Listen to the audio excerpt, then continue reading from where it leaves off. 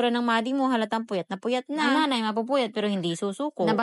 Dahil nga nagpa-inject ako ng anti-tetano kay Kuya Gray, by Madi hindi ko inaasahan. Kinagabihan, patulog na kami. Umabot ng 39.9 ang kanyang body temperature. Tagal-tagal na panahon din na hindi nilagnat ang Kuya Gray ko. Kaya nanibago ang Madi mo. Kahit napakasarap ng humilata, Madi. Dahil ang araw na to, galing pa kami ng check-up. Dahil nag-commute na lang kami pa uwi. Sinasabi ko talaga sa'yo, Madi, napaka-challenging. Ang magbiyahe na may kasamang dalawang bata. Saway dito, saway doon, Madi. Iba naman. Ibang pag-uwi mo, kotang-kota ka sa pagod, Madi. Praise ka dahil hindi masyadong sakitin ang Kuya Gray ko. Kaya talagang mabigat ang impact sa kanya ng anti-tetano. Kinuhanan ko ng kagad ng bimpo, Madi. Di muna ako naglagay ng yelo. Natural na tubig lang muna na galing sa gripo na may kunting asin. Tanong nga siya kung bakit ko daw siya nilalagyan sa noo. Ba itsura ng Madi mo halatang puyat na. Ang nanay mapupuyat pero hindi susuko. Nabasa ka rin lang, abay iligo mo na lang. Nareklamo na ang kuya ko. Dahil nanginginig na talaga siya sa lamig. Pinasuotan ko na lang siya ng jacket. At kumuha na rin ako ng yelo. Dahil mataas talaga ang lagnat niya. Kumuha lang ako nakakarampot ng yelo. Makakapagbigay lang ng katamtamang lamig. Dahil kung sobrang lamig, Madi, napakasakit din nun sa balat. Naranasan ko yun na medyo mahapdi din pag sobrang lamig. At sa puntong to, kulit ng body temp niya. Nasa 39.8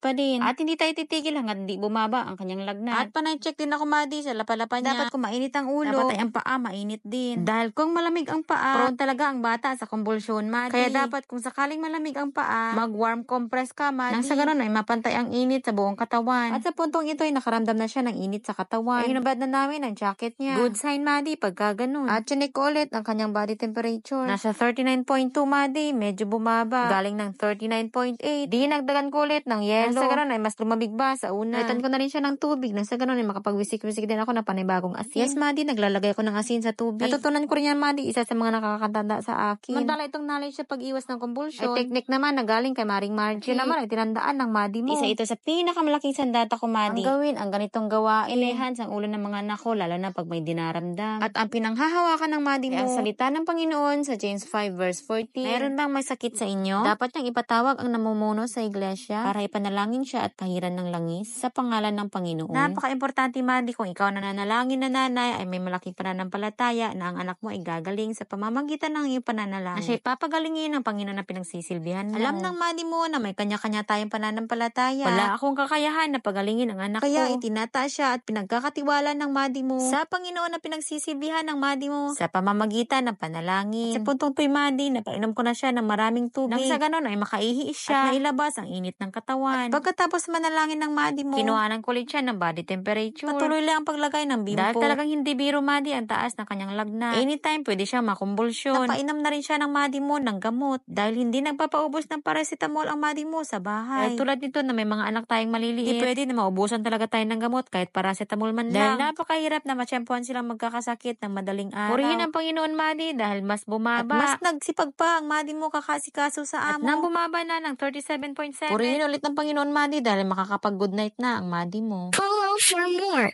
See you.